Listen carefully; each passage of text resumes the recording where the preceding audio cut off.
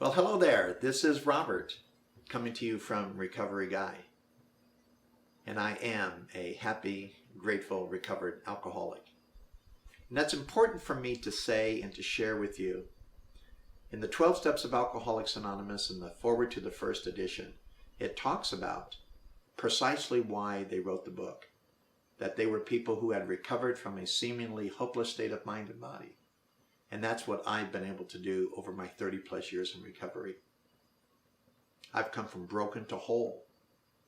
And one of the ways that I've done that is to incorporate the 12 steps of recovery into my life on a daily basis. To this day, I still practice the principles of recovery as set forth in the Big Book of Alcoholics Anonymous. One of the first principles I've learned, and one of the things that I want to talk to you about today, is the notion of admitting that you've lost before you can win. You know, when we come into recovery, we're filled with a needless sense of pride. We believe we still have something to offer or to contribute, while at the same time we know how broken we truly are. And the whole admitting that we've lost is the hardest thing we'll ever do. It's actually harder than the rest of the steps. But it's the foundation that must be laid and the path that must be cleared for anything to be built on it. In every 12-step program I've ever been involved in, either Overeaters Anonymous, Gamblers Anonymous, Narcotics Anonymous, and certainly Alcoholics Anonymous, that first step is that we've admitted we were powerless over whatever the substance is, and our life had become unmanageable. Then and only then, Bill even talks about in the 12 and 12, how we need to grab that first step as only the dying can. So if you don't think that you're dying, if you don't think you really need it, you're going to do what I did and sort of pay lip service to that admitting that I've lost before I could win.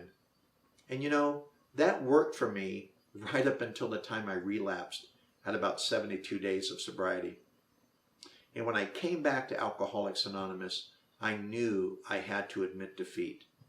I knew that for me to stand any chance of ever recovering the way I saw many other people recover, I had to admit that I had lost before I could win. Once I fully incorporated that notion into my life and into my plan of recovery as that first step, then I was ready to take the rest of the steps. And 30 years later, over 30 years later, as I live out this life of recovery, I still practice these principles in my affairs. My good friend, Pete the Greek, told me that step one, this admitting that I've lost before I could win, is the only step that I need to do to perfection. The minute I think that I don't have to admit that I'm powerless, that I don't have to admit defeat, is when I think I can do this on my own. And the reality is I can't. I need God. I need the program of Alcoholics Anonymous. I need the principles that I've set down before me, that I've incorporated into my daily life for me to become from broken to whole. And that's what we want to do with you folks at Recovery Guy. My name is Robert, and I look forward to sharing with you soon.